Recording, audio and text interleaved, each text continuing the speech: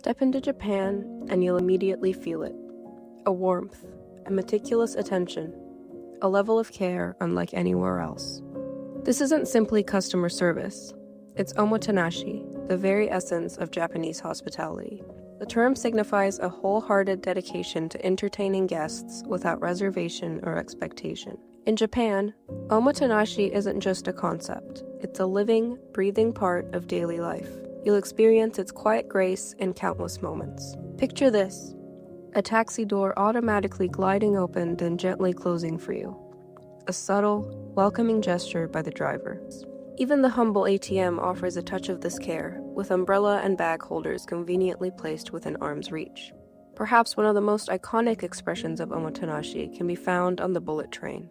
Watch as the Shinkansen cleaners, a blur of motion, pause to bow deeply to arriving passengers before swiftly transforming the cars for the next journey. It's a silent promise of dedicated service, anticipating your needs before you even realize them. But where is this profound spirit truly born? Is it something meticulously taught, or is it carried like the very air Japanese people breathe? As AI accelerates its presence in customer service, will omotenashi survive, or will it be diluted? To understand its enduring presence, one might take a deeper look at Japanese ancient poetry. What role does poetry play in cultivating omotenashi? And in what ways is this unique form of hospitality reflected in ancient verses? Japan's oldest extant poetry anthology, the Menyosho, boasts over 4,500 poems from all social strata, frequently revealing heartfelt emotions related to nature, personal relationships, and the nascent sense of a unique national identity. Here we delve into the work of Otomo no Yakamochi, a prominent governor and one of the most prolific poets in the Menyosho. Even if the Dutsuya flowers, which everyone awaited, scatter and fall, will the crying cuckoo of that moment ever be forgotten by me? No, never will I forget it. Consider the shared delight in the Dutsuya flowers, which everyone awaited. This isn't just about beautiful blossoms, it's the host's intuitive pulse on collective excitement, a deep understanding of what truly delights others. Omotenashi springs from this foresight, prompting the host to proactively prepare and elevate that experience, recognizing universal pleasures to gently begin its work. The poem gracefully accepts that these beautiful flowers will scatter and fall, embodying ichigo ichie, the profound truth that every encounter is a unique, unrepeatable treasure. This quintessentially Japanese concept calls for complete dedication to the present, making each precious moment with a guest as perfect as humanly possible, knowing it will never unfold in quite the same way. Then, the crying cuckoo, summer's herald. As flowers drift, its voice fills the air, weaving a rich tapestry of sight and sound. This isn't mere nature, it's a sensory masterpiece. This echoes omotenashi's meticulous art, from delicate food plating to chosen teacups, subtle aromas, and harmonious sounds. Every detail conspires to design an experience that engages all five senses, allowing nature's beauty to provide emotional depth that touches the very soul.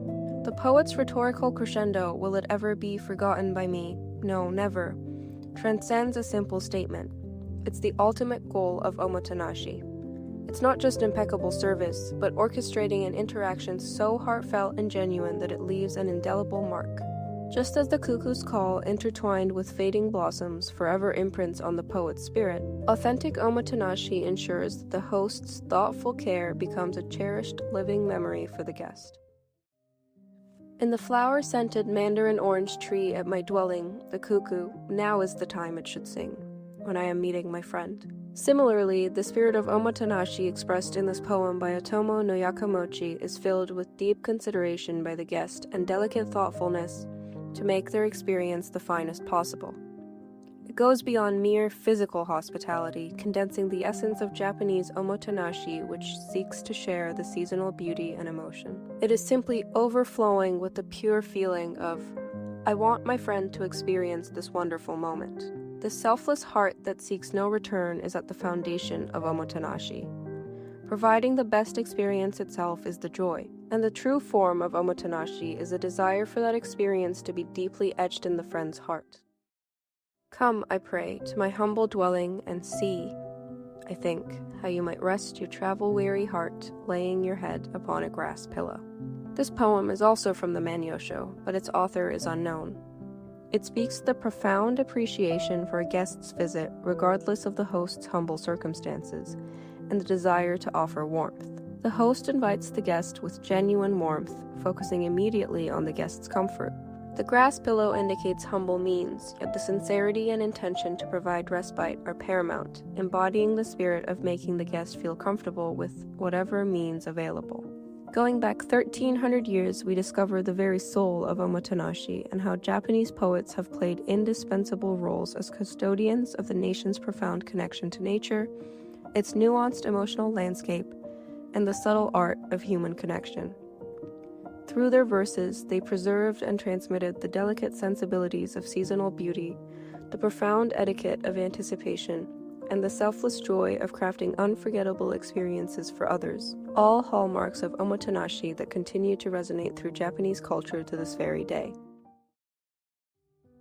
Sei Shonagon, a prominent Japanese author and courtier who lived during the highly refined Heian period, best known for her masterpiece, The Pillow Book, often lauded the effortless elegance of an exchange, the perfect choice of a fan or garment, or the thoughtful offering of a poem that precisely captured the moment's mood. For example, she found it particularly splendid when men wore their underrobes in such a way that the crisp, white material subtly contrasted with the yellowish green of their outer robes.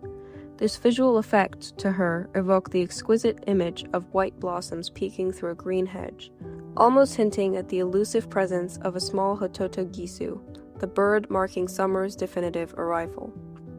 Such acts, performed without overt expectation, embodied the very essence of Japanese grace. They represent a subtle yet deeply profound form of hospitality that has resonated deeply within the hearts of the Japanese people for over a millennium. Things that give a pleasant feeling. To draw water from a well when the bucket is a beautiful one. To receive a perfectly tied gift and to know that inside, too, it will be perfectly arranged. In this famous list, Shonagon praises moments that are delightful because of subtle perfection or consideration. These are not grand gestures, but precise, thoughtful details. The perfectly tied gift and the anticipation of its perfectly arranged contents speak to the host's meticulousness and care in presentation, even when unseen. The image of the beautiful bucket at the well implies that even mundane tools are chosen or appreciated for their aesthetic quality, reflecting a holistic approach to creating a pleasant environment. Basho's Oku no Hosomichi is a travel diary interspersed with haiku, detailing his journey through northern Japan. While Basho was a traveler who received hospitality, his haiku often reflected the simple beauty and transient nature of encounters, which aligns with the spirit of Ichigo Ichie and the appreciation a host may try to cultivate. Sweep the garden. All kindness is falling. Willow leaves repay. This haiku beautifully captures this reciprocal, selfless essence. It's not explicitly about hosting a guest, but about the spirit of giving care and finding repayment in the natural world's response without expecting direct gratitude. This parallels the selfless nature of Omotenashi. The beginning of art. In the deep north, the rice planting songs. Upon reaching Sukagawa, Basho was warmly welcomed by a local poet, Enomoto Kikaku. This moment of intellectual and spiritual hospitality is cherished. While ostensibly about the landscape, this poem is often interpreted as a compliment to the host and the region that nurtured such art. Basho's host in Sukagawa provided not just shelter, but a space for poetic exchange and appreciation of local culture. The host's creation of an environment where furyu, elegance, or poetic sensibility could flourish is an act of deep cultural omotenashi, making Basho feel truly welcomed and understood as a poet. It's an acknowledgement of the host's refined spirit that enabled Basho to find such beauty. Don't hit it. The fly rubs its hands, rubs its feet. Kobayashi Isa, known for his compassion for the humble and often struggling, captures moments of simple human connection. This haiku, composed by Isa at the age of 58 in 1820, while focusing on a tiny frog, can reflect the spirit of accepting small, sincere offerings from a host. While not directly about human interaction, this poem, embodying Isa's compassionate worldview, can be seen as an extension of Omotenashi towards all living things. It's a plea for tolerance and understanding, suggesting that even the smallest, seemingly annoying creature, like a fly begging, deserves a space and consideration. Applied to human hospitality, it's a reminder to be patient, accepting, and empathetic towards guests, regardless of their nature or perceived flaws, treating them with a broad and inclusive spirit of welcome. This underlying compassion is a cornerstone of deep hospitality. Evening shower, a borrowed straw cloak, a departing figure. Isa frequently depicted simple, everyday scenes, often with a touch of pathos or a deep sense of connection to nature and humanity. This haiku illustrates a small, thoughtful act that goes beyond the self. It subtly conveys an act of omotenashi. A sudden evening shower can be quite intense. Someone, the host perhaps, though unseen, has offered a straw rain cloak to a departing traveler. The focus is on the departing figure's shadow, suggesting the quiet, unostentatious nature of the kindness. The gesture of lending something essential for comfort in inclement weather without expectation of anything in return, and the recipient's silent acceptance implied by the disappearing form, perfectly encapsulates the spirit of selfless care and practical anticipation that defines Omotenashi. It's a brief, poignant moment of human generosity. In the cherry blossom's shade, there's no such thing as a stranger. This haiku is not just a daily observation. It illustrates the universal power of Omotenashi, where beautiful, natural spaces break down people's emotional walls, naturally connecting strangers and bringing about a harmonious peace. Just as flowers bloom and provide shade, people naturally gather and engage in peaceful interaction. This uncontrived, spontaneous harmony embodies the world of wa that Omotenashi strives for. It's the epitome of selfless environmental provision, allowing people to naturally build calm relationships within comfort. And so, as we return to the present, you realize that the spirit of Omotenashi isn't just a meticulously taught skill, nor is it simply a relic of the past. It's a profound cultural inheritance deeply etched in the very verses of poets who over a millennium ago became the custodians of Japan's delicate connection to nature, its nuanced emotional landscape, and the subtle art of human connection. From the heartfelt welcomes of the Menyosho anticipating every need with pure intention, to Seishonagon's keen eye for beauty and the art of subtle delight in the Pillow Book, to Basho's appreciation for shared moments of quiet grace in his arduous journeys, we see a continuous thread.